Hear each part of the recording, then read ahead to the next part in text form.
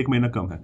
जैसे आपने लिखा है आप ऑलमोस्ट 1 महीने से बच्चे पे काम कर रहे हो, लग गया कलर्स की तरफ पॉइंट करने लग गया है, कार ट्री और कुछ चीज़ें पॉइंट करके बताने लग गया है, आंखों की तरफ देख के आई टू आई कॉन्टैक्ट में के हैंड शेक करता है और कभी कभार बाय बाय भी कर लेता है। उसके आसपास कुछ चीज़ हो रही है तो वो नोटिस करता है और उसकी तरफ देखने लगता है, मतलब अटेंशन बढ़ गया, अवेयरनेस बढ़ गया है। पार्क में अपने आप स्लाइड पे चढ़ने लग गया है, स्विंग लेने लग गया है। पहले पार्क पे स्विंग लेता नहीं था, कैसा था? पहले से ही मतलब चढ़ लेता था, बड़ा छोटा था तब से ही चढ़ लेता है वो। आई कांटेक्ट पहले भी अच्छा था और भी अच्छा हो गया है, अब बाकी बच्चों के साथ खेलने लग गया है। हाँ जी। और बाकी बच्चों को बॉल भी देने लग गया, मतलब इमोशनल शेयरिंग कंपोनेंट थोड़ा सा बेटर हो गया और नए नए वर्ड्स बोलने लग गया। अभी अब तक कितने वर्ड्स बोल लेता है? मेरे ख्याल से सर कोई 70-80 वर्ड्स, वैसे मैंने तो 50 से कम था, 50 के करीब। 2 वर्ड के सेंटेंसेस भी बोलने लग गया, येलो फ्लावर, गाड़ी खरीदो, ऊपर नीचे, और अपने आप करने लग गया है। थोड़ा सा उसको आपने जैसे लिखा है कि हैंडल करना बहुत आसान हो गया है अगर उसे हम सेल्फ प्ले में इंटरफेयर नहीं करते। ओके देखो, मोस्ट इंपॉर्टेंटली हम है ना कभी भी सेल्फ प्ले चाहते ही नहीं है। सेल्फ प्ले में क्या होता है ना, बच्चा अकेला खेल रहा है, अपने आप और जिद्दी होते जाता है, उससे उसका ना विजुअल इंटेलिजेंस बहुत स्ट्रांग होता है। विजुअल इंटेलिजेंस मतलब वो देख देख के अपने आप चीज़ें सीख रहा है। उसमें बुरी बात क्या होती है कि बच्चा ना हमारी बात सुनता नहीं, वो चाहता है कि मुझे मेरे हाल पे छोड़ दो, मुझे कुछ करने मत दो, मुझे पढ़ाई मत कराओ, मुझे ये मत कराओ। तो इससे बच्चे का ना टेम्पर टैंट्रम्स, इमोशनल कंट्रोल थोड़ा सा और ख़राब हो जाता है। तो अकेला खेलना बुरी बात है। मुझे लगता है आप साथ में टाइम बैठो, खेलो, दूसरे बच्चों के साथ खेलने दो, साथ में आप बैठ के भी इसको गाइड करना पड़ेगा। ऐसा नहीं कि बच्चों के साथ इसके छोड़ देना है, ऐसे भी काम चले नहीं वाला है। थिंग्स नहीं करता है, पौधे अपने आप वो तोड़ता है, मिट्टी से खेलना पसंद करता है, बट उसको मिट्टी की थोड़ा सा सॉइल पसंद नहीं है, उसने लिखा है। आई कॉन्टैक्ट 5 से 8 मिनट तक बहुत अच्छा, जो कि नॉर्मल है। झूले के साथ अच्छा करता है और अंडरस्टैंडिंग काफ़ी बेटर हो गया। नेम रिस्पॉन्स कम हो गया। नेम रिस्पॉन्स कैसा है उसका? एक बार बोलने पे सुनता है, अगर यहाँ खेल रहा है जैसे तो बार मैं बोलूंगा तो नहीं केयर करेगा उतना। अब क्या होता है ना, बच्चा खेल रहा है ना, ये चीज़ देख के सारे पेरेंट्स खुश हो जाते हैं कि चलो अच्छी बात है, मेरा बच्चा खेलने में खुश है, और वो खुशी में ना क्या करते हैं, वो उसको और वो काम करने देते हैं। तो बेसिकली आप क्या करते हो, बच्चे को अपनी धुन में रहने के लिए और प्रोवोक कर रहे हो कि भाई तू खेल अकेला, बट वो हम चीज़ बिल्कुल भी नहीं चाहते। हम चाहते हैं कि इंटरेक्टिव प्ले हो। इंटरेक्टिव प्ले मतलब आप बैठ के साथ में बैठ के कुछ ना कुछ उसको बता रहे हो, कुछ ना कुछ इंस्ट्रक्शंस दे रहे हो, उसको बोलते हैं इंटरेक्टिव प्ले। तो हमारे लिए खेल ज़रूरी नहीं है, हमारे लिए इंटरेक्टिव प्ले बहुत ज़्यादा ज़रूरी है। जैसे वो खेल रहा होता है ना, तो मैं उसके साथ लेट जाता हूँ, बैठ जाता हूँ, जो वो कर रहा है उसको बताता हूँ, थोड़ा मैं मतलब उसी के साथ इन्वॉल्व हो जाता हूँ, उसी के पहनने में थोड़ा सा हेल्प कर रहा है, टॉयलेट भी वो थोड़ा सा बता रहा है, शिशु पोटी नहीं बता रहा बिल्कुल। बाहर खेलना पसंद है, बाहर खेलने में हमें कोई प्रॉब्लम्स नहीं है। जैसे मैंने आपको टेक्निक बताई है खेलने की, वो टेक्निक फॉलो करो। हम बच्चे को कभी आज़ादी नहीं देंगे कि तो अपनी मर्जी से जाके मनमानी कर, खेल भाग दौड़ कर, नहीं। हम कुछ ना कुछ अपना दिमाग लगाने वाले। जैसे मैंने आपको इंस्ट्रक्शन बेस्ड लर्निंग के टेक्निक से प्ले टेक्निक बताई थी, वो टेक्निक में कराओ। पार्क जा रहा है, 2 घंटा जा रहा है, 4 घंटे जा रहा है, मुझे कुछ फर्क नहीं पड़ता। मैं तो चाहूँगा बच्चा जाए, लेकिन वो काम वही करेगा जो मैं चाहता हूँ। जैसे मैंने आपको सारा ऑलरेडी इंस्ट्रक्शन बेस्ड लर्निंग में सारा सिखाया है। टंग से खाता है, ठीक है, मेरे हिसाब से ना देखो आइसक्रीम और मीठी चीजें कम। आइसक्रीम नहीं सर, क्रीम्स होती है ना फेस पे लगाने वाली, उनके ऐसे फ्लिप वाले ढक्कन खोल के उनको ऐसे खाता रहता है। मतलब अब मुझे लगता है ना वो चीज़ आपको छुपा के रखनी पड़ेगी, क्योंकि बच्चे को ना सही और गलत का मतलब नहीं पता है। मतलब वो सारी फेस की क्रीम्स उसको ये नहीं पता है कि वो फेस पे लगाने के लिए है और खाने के लिए नहीं। तो उसके लिए 2 तरीके आप फॉलो कर सकते हो। पहले वो क्रीम उसको लगा के दिखाओ, क्योंकि चलो ये क्रीम को ना फेस पे लगाएंगे, वेरी गुड। अभी क्रीम को ना हम नोज पे लगाएंगे, वेरी गुड। अब क्रीम को ना हम हाथ पे लगाएंगे, अब वेरी गुड। अब क्रीम को ना हम अभी क्या करेंगे, क्रीम को बंद करेंगे और उसको ड्रॉर में रख देंगे, वेरी गुड। तो हम उसको बता रहे हैं कि भाई क्रीम को करना क्या है तूने। मैं कभी भी उसको ये नहीं बता रहा हूँ कि तूने क्या नहीं करना है, मैं उसको सिर्फ हमेशा ये चीज़ बता रहा हूँ कि तूने क्या करना है।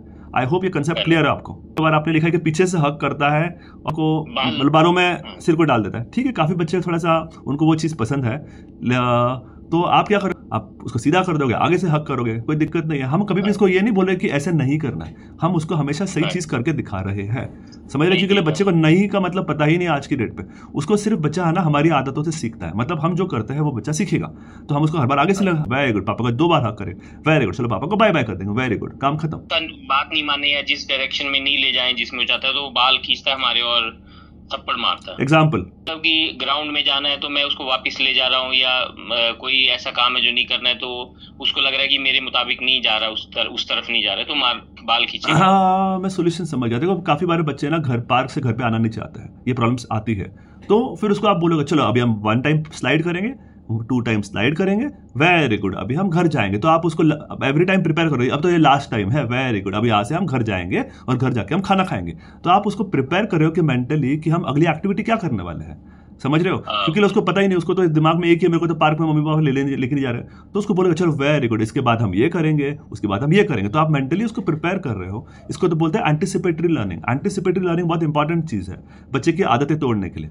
ठीक है, एंटिसिपेटरी लर्निंग में मतलब आप बच्चे को जबरदस्ती उस सिचुएशन से खींचते नहीं हो, आप उसको उस चीज के लिए प्रिपेयर कर रहे हो कि हम अगली एक्टिविटी क्या करना है। अगर उसको रोकेंगे तो वो बाल खींचेगा। ऑब्वियसली आप मुझे भी मेरे काम से रोकोगे तो मैं भी आपको डांटूंगा।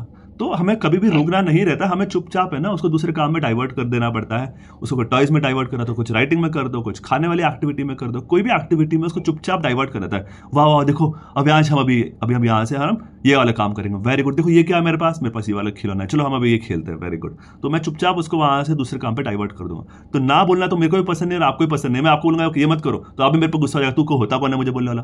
तो सिंपल है, बच्चा भी वही है कि मेरे को आप रोक क्यों रहे हो। ठीक है, थ्रेड खाता है और पेपर खाता है। थ्रेड खाना और पेपर खाना उसको बोलते हैं सेंसरी बिहेवियर। तो वो खा रहा है मतलब आप बच्चे को अकेले छोड़ रहे हो। अकेले तो हम कभी छोड़ते नहीं। आप बेसिक प्रिंसिपल ट्रेनिंग का भूल गए हो। हम बच्चे को एक सेकंड के लिए भी अकेले नहीं छोड़ने वाले। हम तो सिर्फ उसको कोई ना कोई काम में लगा के रखेंगे। अगर उसको हम वो काम में नहीं लगाएंगे तो वो बिना मतलब के काम करने वाला है, जो हमने आपको सारे बताए हैं।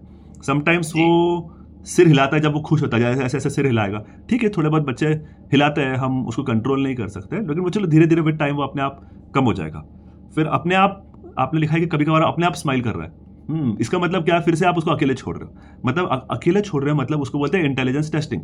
इंटेलिजेंस टेस्टिंग मतलब क्या होता है कि आप देख रहे हो कि बच्चों को अगर मैं छोड़ दूंगा तो बच्चा क्या करेगा। बच्चा वो मुंह में थ्रेड डालेगा, वो आपके सिर में बाल डालेगा, या फिर अपने आप हंसते रहेगा। इसको बोलते हैं मीनिंगलेस एक्टिविटीज। मीनिंगलेस एक्टिविटीज मतलब आप थोड़ा सा ध्यान कम दे रहे हो।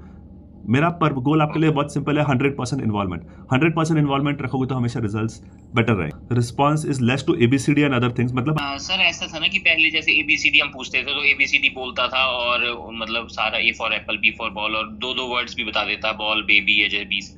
लेकिन जैसे अब इसको मैंने एंगेज करना शुरू किया था तो उसके बाद इसने ना वो एबीसी अब नहीं सुनाता हमें। मतलब अब कुछ बीच में वर्ड बोल देगा, बाकी वर्ड्स नहीं। अच्छी बात है ना, देखो अच्छी बात है। देखो पहले ना वो रिकॉर्डेड स्पीच था। रिकॉर्डेड स्पीच मतलब जो उसने यूट्यूब से सीखा है वही बार बार बिना मतलब के दोहराते जा रहा है, क्योंकि उसको और कुछ आता ही नहीं है। अभी हमने उसको बहुत सारी चीजें एक्टिविटीज करा रहे हैं, तो अच्छी बात है। हम चाहते ही नहीं कि वो बिना मतलब के बोले, समझ रहे हो? हम चाहते हैं उसका जो भी बोले वो मीनिंगफुल बोले। लेकिन खाना नहीं मांगता है।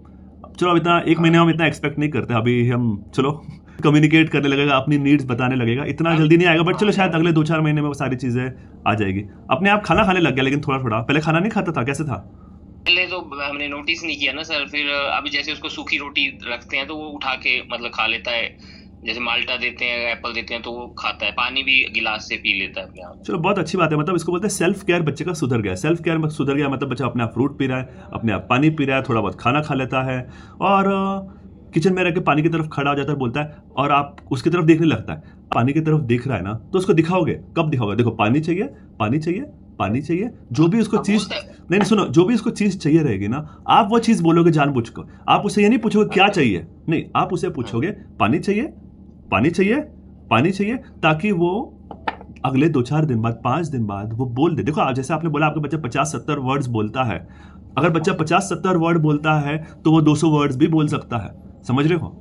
तो वो सिर्फ है कि आपने उसको बोलने का अपॉर्चुनिटी दिया है या नहीं दिया। अगर आपका सवाल गलत है, आप उससे पूछोगे क्या चाहिए, तो ये क्या चाहिए के 10 पॉसिबल जवाब है। मेरे पास कमरे में 10 चीजें हैं, वो कुछ भी रह सकता है। लेकिन अगर आपको पता है कि उसको पानी चाहिए तो उसको 2 चीज दिखाओगे, पानी चाहिए या पेन चाहिए। पानी चाहिए, पेन चाहिए, तो वो बाद में बोल ही देगा पानी चाहिए। क्योंकि देखो बच्चा आपका बोल रहा है ना, तो बोल रहा है तो और भी चीजें बोल लेगा।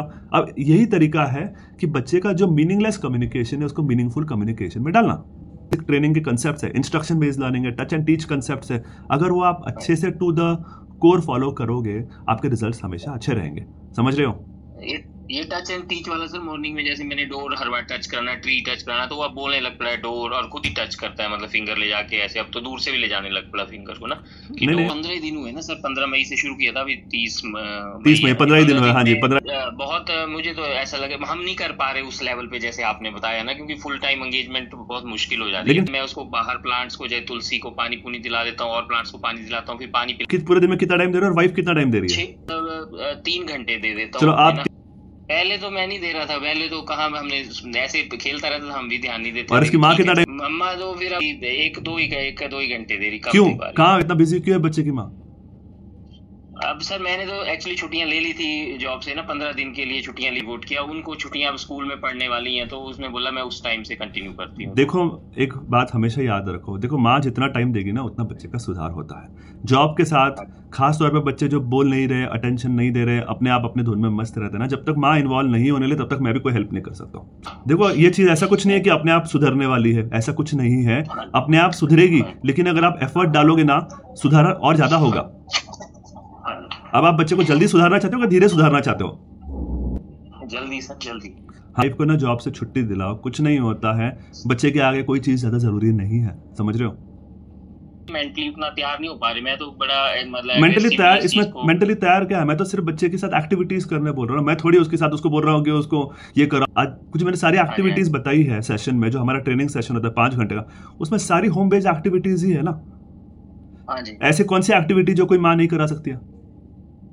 नहीं तो वाइफ भी टीचिंग बैकग्राउंड से है ना, 6 से 10 तक पढ़ाती है। देखो अब ऑलरेडी वो बच्चों को हैंडल कर ही रही है, अगर अपने बच्चे को हैंडल नहीं कर पाएगा तो फिर टीचर किस काम की हुई? फिर भी सबसे ज्यादा जरूरत है आपके बच्चे को, है ना। देखो बाद में ना जितना बच्चा बड़ा हो जाएगा ना उतना हमारी ट्रेनिंग इफेक्टिव नहीं रहती, बच्चे की आदतें पक्की हो जाती है, आप समझ रहे हो? एक हमारी बात नहीं मानने वाला है। अर्ली इंटरवेंशन ही मतलब वो है कि बच्चे की आदतें पक्की होने से पहले ही हम इंटरवीन करते हैं। बच्चा आपका 2 साल का भी नहीं है, ऑलमोस्ट 23 महीने का बच्चा है, तो अभी नहीं तो कब करें? ऑलमोस्ट 2 से 4 हफ्ते बाद। देखो रेगुलर कंसल्टेशंस का फायदा ये है, मेरा काम है आपकी जो गलतियां आप कर रहे हो उसको सुधारना। अब जैसे आप सबसे बड़ी गलती आपकी ये हुआ कि आप बच्चे की माँ इतना ध्यान नहीं दे रही, ठीक है, वो चाहे एक्सेप्ट करे प्रॉब्लम या ना एक्सेप्ट करे, मुझे उससे फर्क नहीं पड़ता, लेकिन मुझे फर्क पड़ता है कि अगर जो मैंने आपको काम दिया है, असाइनमेंट्स दिए जो आपको बच्चे के साथ करने हैं, अगर वो नहीं करोगे तो आपका नुकसान है ना। कोई करती है मतलब जैसे देखो अभी देखो हम बच्चे को कोई दवा भी नहीं दे रहे, कोई इंजेक्शन भी नहीं दे रहे, हम तो सिर्फ बच्चे के साथ स्मार्ट तरीके से टाइम स्पेंड कर रहे हैं ताकि बच्चे का लर्निंग बेटर हो।